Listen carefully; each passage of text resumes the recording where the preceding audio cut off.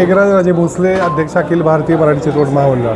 मित्रांनो, येत्या 7 जूनला रविवारी अखिल भारतीय मराठी चित्रपट महामंडळाची पंचवार्षिक निवडणूक होत आहे आणि मी स्वतः आमच्या 14 उमेदवारांसहित समर्थ पॅनलच्या नेतृत्वाखाली पतंग या चिन्हाच्या मार्फत निवडणुकीला सामोरे जातो आहे. गेली 10 वर्षे मी चित्रपट महामंडळाचा अध्यक्ष आहे, परंतु कोविड पिरियड आणि त्यानंतर आपापसातले वाद यामुळे मला 4च वर्ष काम करता आलं.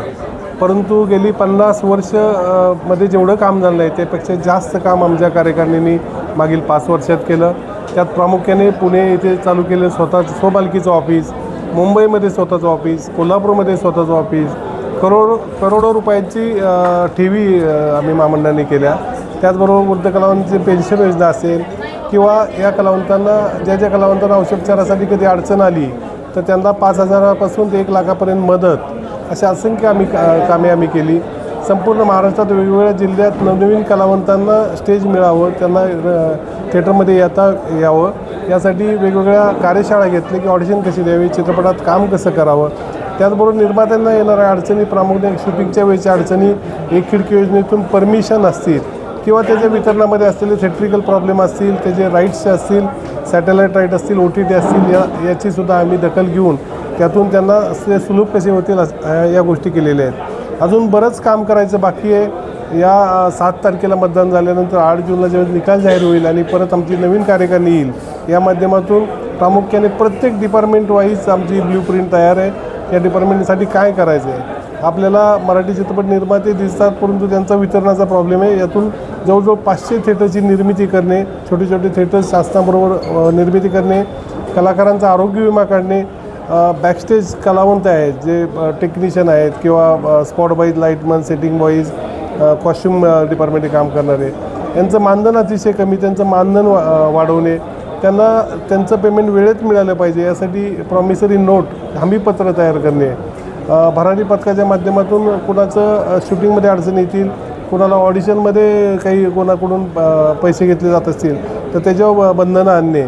त्याचबरोबर मराठी चित्रपटामध्ये जो इतर सेक्शन आहे, कॅमेरामन असतील, दिग्दर्शक असतील किंवा लेखक असतील, यांच्या वेगवेगळ्या कार्यशाळा घेऊन निर्माता आणि लेखक एकत्रित कसे येतील, चांगल्या निर्मात्यांना चांगली स्टोरी कशी मिळेल आणि चांगल्या लेखकाला चांगले निर्माते कसे मिळतील, असे अनेक प्लॅन आहेत. वेगवेगळ्या जिल्ह्यामध्ये फेस्टिवल स्वतःचे आयोजित करणे मराठी चित्रपटसृष्टीचे. त्याचबरोबर मराठी चित्रपटाचा प्रेक्षक वर्ग प्रत्येक जिल्ह्यामध्ये तयार करणे, जेणेकरून मराठी पिक्चर चालतील, त्यांना रिस्पॉन्स भेटेल. या अशा अनेक गोष्टी आम्ही भविष्यात करणार आहोत. निश्चितच आपण रविवार दिनांक 7 जून रोजी पुण्यातील SP कॉलेजच्या भागामध्ये, SP कॉलेजमध्ये मतदान केंद्र आहे. 7 तारखेला सकाळी 8 ते 5 या वेळेत आपण येऊन मतदान करावं. इतर राज्यामध्ये 5 ठिकाणी मतदान केंद्र आहे. त्यात प्रामुख्याने कोल्हापूर असेल, पुणे असेल, मुंबई असेल, नाशिक असेल, सोलापूर असेल. तर आपण त्या वेगवेगळ्या जिल्ह्यांनी त्या भागात जाऊन मतदान करावं. आणि जर आपल्याला महामंडळाचं खरंच पुढं भवितव्य चांगलं करायचं असेल, महामंडळाची पूर्व मान्यता परत आणायची असेल, तर आपण समर्थ पॅनलच्या पाठीशी उभं राहून पतंग या चिन्हावर शिक्का मारून आमच्या 14च्या 14 उमेदवारांना भव्य मताने विजय करा, ही मी अपेक्षा करतो. धन्यवाद. थँक्यू.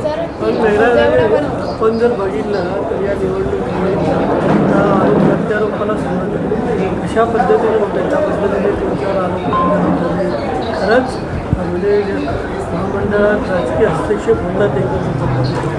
ॲक्च्युली राजकीय लोकांना फार इंटरेस्ट नाही आहे महामंडळामध्ये, ते सपोर्ट करण्यासाठी असते. आणि मला नेहमीच वाटतं की कलाकार हा राजाश्रयाशिवाय जगू शकत नाही. जी कोणी आपल्याला मदत करायला तयार असेल तर त्यांच्याकडनं मदत करून घेणे, मग ते कुठल्या पक्षाचा आपण विचार न करता कलावंतांचं भलं होत असेल तर मदत घेणे अतिशय महत्त्वाचं आहे. कुणी राजकीय इंटरफेरन्स करत नाही. आणि दुसरी गोष्ट, माझ्यावर झालेले आरोप मी एवढी पूर्ण गॅरंटी देतो की मागील 10 वर्षामध्ये 1ही रुपयाचे कुठले अपार झालेले नाही, कुठले आहेत आम्ही दोषी नाही. सर्व ऑडिटेड रिपोर्ट तयार आहेत. विक्रम कोकलेंनी जी जागा दिली ती चित्रपट महामंडळाच्या नावावर आहे, त्याचे डॉक्युमेंट आपल्याला दिलेले आहेत. आपण स्वतःहून खात्री करावी. फक्त ते आम्ही सायनिंग अथॉरिटी अध्यक्ष म्हणून आमची सही असते, पण प्रॉपर्टी अखिल भारतीय मराठी चित्रपट महामंडळाकरिता मेघराज राजे भोसले आणि संजय टोपे या प्रकारचं ॲग्रीमेंट आहे. त्यामुळे अशा खोट्या बोलतापांना, फक्त प्रसिद्धीसाठी आरोप करणाऱ्या व्यक्तींवर विश्वास ठेवू नका. त्यातून त्यांचं कुठलंही होणार नाही. भवितव्य महामंडळाचं फक्त आम्हीच करू शकतो आणि आम्हाला पूर्ण खात्री की आमचे 14चे 14 उमेदवार बऱ्याच फरकाने विजयी होतील. धन्यवाद. तुम्ही पाटकरांचा कलंक म्हणून असा उल्लेख केला, त्यानंतर जे कलाकार आहेत त्यांच्यामध्ये कुठेतरी एक वेगळा मेसेज जो आहे तो गेलेला आहे, त्यासाठी काय सांगा? ते निश्चितच मी तुम्हाला माहिती गेली 30 वर्ष मराठी रंगभूमी चित्रपट व्यवसायात काम करतो. हे करत असताना आम्ही अतिशय नम्रपणे काम करत होतो. ज्यावेळेस आमचा सर्वच विचार चालू होता की बिनविरोध इलेक्शन व्हावं आणि कुठलेही आता राजकारण होऊ नये, आरोप प्रत्यारोप होऊ नये म्हणून पाटकर साहेबांना फोन केला. परंतु तो असलेला फोन त्यांनी मीडियापुढे केला आणि त्यात माझी त्यांनी लाच काढली. त्यामुळं नाईलाज असतो मला ते बोलावं लागलं, कारण असं बोलणं आणि आपण जर ऐकून घेतलं तर आपल्याला ते मान्य आहे असं मला वाटतं. त्यामुळे मी कुठलीच चूक केली मी चांगल्या कामासाठी करत होतो. त्यामुळे निश्चित आणि त्यांच्यावर जर विरोध होता तर मग त्यांचा अर्ज का भरून घेतला नाही? निवडणूक ही अर्ज का भरून घेतला नाही? आपण जर बघितलं तर महामंडळातच असे ज्येष्ठ कलाकार असतील किंवा वेगळे कलाकार घरामध्ये अशा खालच्या पातळीवर जाऊन कितपत योग्य? ज्येष्ठ कलावंतांनी आपलासुद्धा ज्येष्ठ होतो दर्जा थोडा विचार केला पाहिजे. एखाद्या विद्यमान अध्यक्षावर आरोप करताना विचार केला पाहिजे. आपल्याला जर ज्येष्ठतेची नसेल तर मला वाटतं त्यांना साठी बुद्धिनाटी असे पण असू शकतं. त्यामुळं मी बोललो ते काही चुकीचं नाही, मी रिस्पेक्ट करतो, आतापर्यंत कधीच बोललो नाही. आणि राहिलेले आरोप असतील तर त्यांनी सिद्ध करावे. कुठले आरोप करणे काही आता सांगितलं की आम्हाला फॉर्म भरून दिला नाही. 70 लोकांनी कसा फॉर्म भरला? CCTV कॅमेऱ्यामध्ये चालू होतं. तुमचा फॉर्म कुणी काढून घेतला? तुम्ही कुणाकडे दिलता? का सांगत नाहीत ते? त्यांच्याच लोकांनी त्यांना फसवलं आणि त्यापुढं पाटकर साहेबांना उभंच राहायचं नव्हतं. त्यांना पराभव दिसत होता म्हणून ते पडद्यामागून फक्त खेळी करतात. खेळी न करता आपण सामने आले पाहिजे, मैदानात उतरलं पाहिजे. सत्य असेल तर सांगितलं पाहिजे. मला सांगा, पाटकरांनी माझ्यावर करण्यापेक्षा मी 10 वर्षात काय केलं ते सांगितलं. ते अध्यक्ष होते 1 वर्ष, त्यांचं पॅनल 5 वर्ष होतं, तर त्यांनी 5 वर्षात काय केलं ते सांगावं. एक काम सांगू शकत नाहीत. जमीन मी आणली, विक्रम गोखलेंनी पत्रकार परिषद घेऊन सांगितली फक्त मेघराज भोसलेंवर विश्वास आहे म्हणून मी देतोय. तर हे पाटकरांनी काय आणलं नाही? तुम्ही तर सेलिब्रिटी आहात. तुम्ही किती लोकांना मानधन चालू केलं, किती ठिकाणी ऑफिसेस घेतले, किती कोटी FD केल्या, किती इव्हेंट केले, किती पुरस्काराचे कार्यक्रम केले. त्यामुळे आरोप करणं सोपं असतं, करणं अवघड असतं. खुर्चीवर बसल्यावर कळतं जे होते खुर्चीवर त्याबद्दल. पण एकूण संपूर्ण महाराष्ट्रात 3404 मतदार आहेत संपूर्ण महाराष्ट्रामध्ये आणि त्यातसुद्धा बरेच मृत वगैरे असू शकतात. त्यामुळे 3,000 मतदार होतील आणि 1415चे मतदान होईल असं आम्हाला अपेक्षा आहे. काल अपक्ष काही लोक आले, महाराष्ट्र आघाडी केली, महामंडळ मग काय बचाव काय करणं सांगा ना. महामंडळ बचाव म्हणजे नेमकं काय करायचं? स्वतःचा बचाव करायचा का स्वतःची प्रगती करायची? काही अजिबात नाही, कुठली कॉम्पिटिशन नाही. 8 तारखेला तुम्हाला समजेल. हे प्रसिद्धीसाठी लोक उभे राहतात. काही जणांची वेगळी अपेक्षा असते त्यातून. आम्ही कुणाला घाबरत नाही. आम्ही 70 लोकांना उभं राहा म्हटलं, कुणाला माघारी घ्या म्हणून सुद्धा आम्ही प्रयत्न केलेला नाही. कारण आमचं काम बोलतं आहे, लोकांनी पाहिलं. 30 वर्ष पाहतात. मी आज आलेलो नाही इंडस्ट्रीमध्ये. 30 वर्ष 95 साली पहिलं प्रोडक्शन आहे.